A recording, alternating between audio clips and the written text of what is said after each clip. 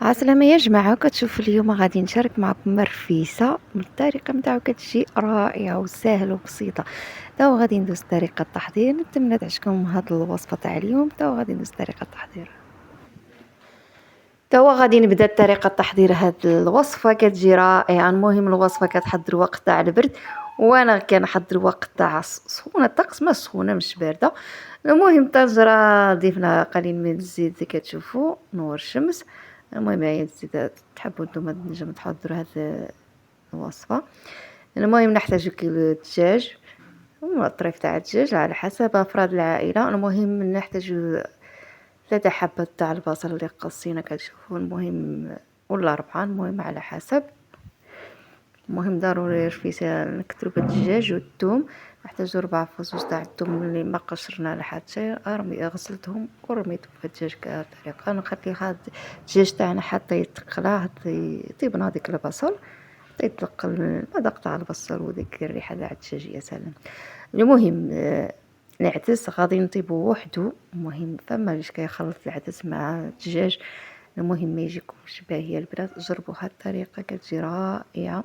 نطيبو العدس وحدو والدجاج وحدو. المهم من بعد غادي نمرقوا العدس بالمرق تاع الدجاج. المهم الا جربتو هاد الطريقه كتجيكم الصوص الصفراء كتجي رائعه. المهم طيب هذيك طلقنا هذيك واحد الريحه في البصل والدجاج يا سلام. تو غادي نضيفو التوابل. المهم التوابل اختيار ضروري، راس الحانوت ولا التوابل تاع الدجاج هاد الوصفه.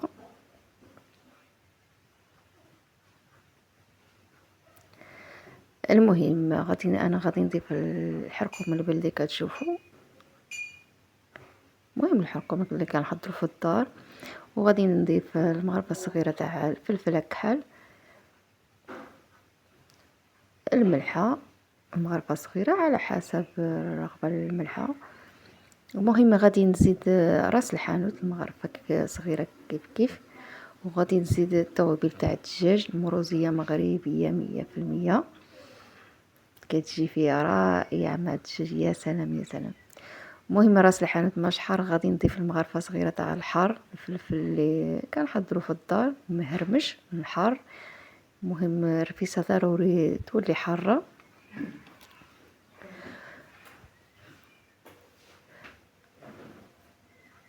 اللي يحب يزيد القرفه. المهم انا ضفت شويه زيت البلديه كتشوفوا. وبالبعد غادي نزيد الزعفران الحر، المهم اختياري، هو كيجي في الدجاج يا سلام. المهم ما حطيتش جنجبيل البنات، فيه في التوابل فيه زنجبيل. المهم تا هو زاد كيجي فيه رائع. ما حطيتش البنات، حطيت فما في العطريه مخلطه وفيه القرفه وفيه كل شيء مخلط. المهم تا غادي نمرق الدجاج تاعنا بالماء سخون، ونفيسه حفيسه كيطيبو ديك التوابل كتدخل في الدجاج. في ساعه كيطيب ديما تمرقو بالماء سخون، فيسه حفيسه كطيب لك لاصوص. المهم غادي نخليها تطيب. تا غادي ندوز نحضروا الملاوي.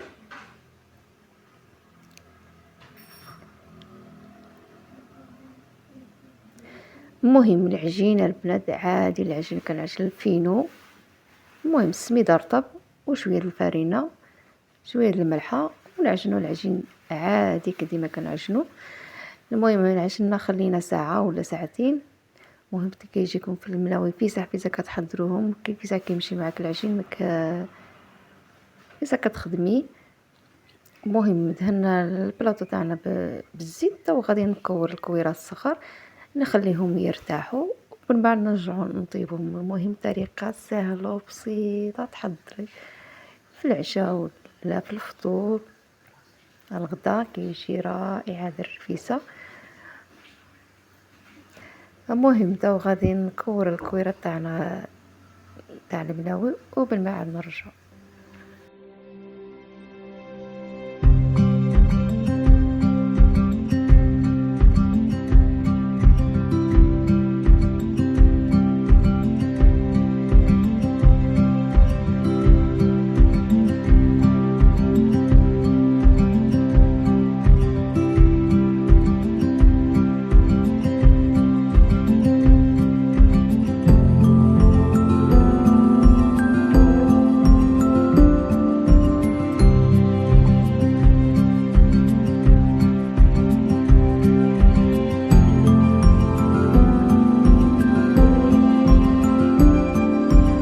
كمل الكويره تاعنا كتشوفوا دهنا بالزيت، غادي نخليهم يرتاحوا ومن بعد نرجعوا نطيبهم. المهم غادي نحط المقله تسخن. المهم قد العجين تخليه يرتاح في ساعه فاش كتخدمي. المهم حطينا الشقره تاعنا وغادي نحط كعبه، غادي نغطسها في الفينو ولا السميد رطب، والكعبه الاخرى ما نحط فيها السميد لا حتى شيء. المهم جربوا هاد الطريقه كيجيكم الملاوي رائع. المهم تاع ماشي الملاوي تاع كناكل مع، المهم تاع الرفيسه. المهم جربوا هاد الطريقه كيجيكم ورقه ورقه، يا سلام، ورقيه البنات، وفي ساعه كتحضري فيه طريقه سهله وبسيطه. المهم جربوا هاد الطريقه، نجم تحضروا وتحطوا في الفريجيدير. المهم المقله لا ندهنوا لها بالزيت حتى كتشوفوا المقله قلبتها يا البنات، سهل في ساعه كنضيف بهذه الطريقه. المهم كنشوف الملاوي تاعنا شاحت وكنقلبوها. المهم كيجيو رقاق البنات. المهم طريقه بسيطه وسهله، كتجيب ورقه ورقه. المهم والمريقه كتجيب واحد طلعت واحد الريحه، يا سلام. المهم والعجين تاع السميد رطب في ساعه كتخدمي يمشي معاك. قد تخلي العجين ترتاح تخدميها في ساعه ما كيشدش الوقت حتى شيء، وكتشوفوا كيف الورقه خفيف خفيف. المهم نستمر حتى الطريقه حتى نكمل الملون ومن بعد رجع.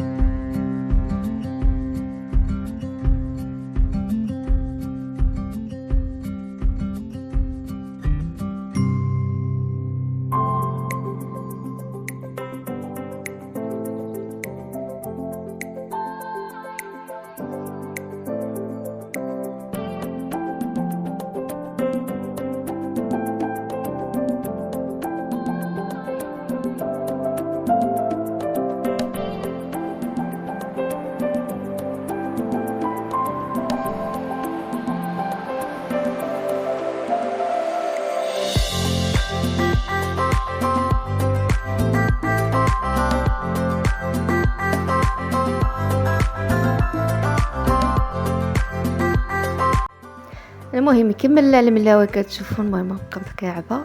المهم غادي نرجع الطنجره تاعنا، غادي نزولوا هذيك الدجاج، غادي نحطو في الطبق اللي غادي ندخلوها الفرن. غادي ندهنوا بالزبده، غادي ندخلوه الفرن حتى ياخذ اللون ذهبي وحتى يتحمرنا هذيك الدجاج. المهم كيجي فيه بنين والدجاج طايب ما شاء الله. المهم غادي ندخلوها الفرن، دهنا بالزيت ولا بالزبده. المهم رجعنا العدس تاعنا شاح ما فيه لا الماء حتى شيء طيب. وغادي نضيف جوج المغارف تاع الحلبه حتى هي زاده طيبه. المهم انا ما كنحبش الحلبه، ومن ضروري تحطوا في هذه الوصفه. المهم غادي نمرقوا بالماء بالمرقه تاع الدجاج ويجيكم العدس بنين، يا سلام.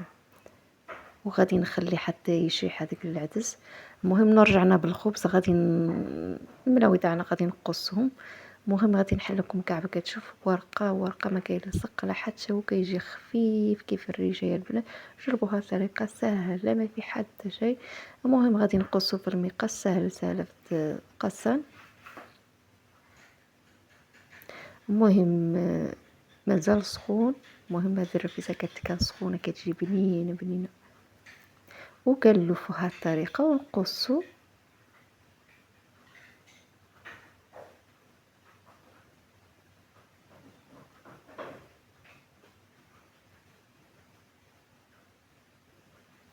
هاهما كتشوفوا يا من ساهل فيك كتحل الكعبه.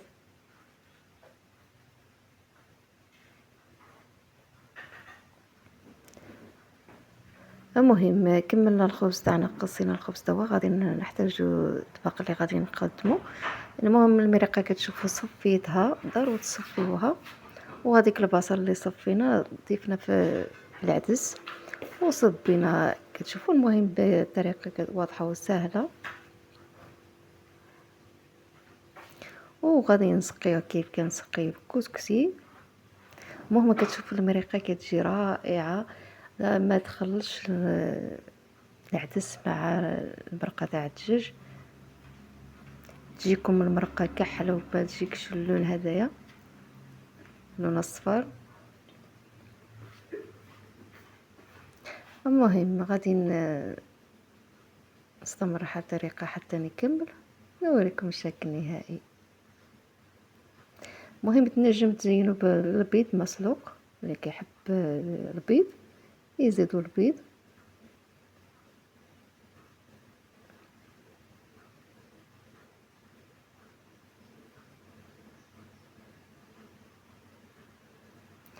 المهم تو غادي نزين بالعدس. المهم تزيين اختياري، المهم يجيكم طبق رائع وشهي. المهم غادي نخرجوا الدجاج هو محمر، يا سلام يا سلام في الفرن.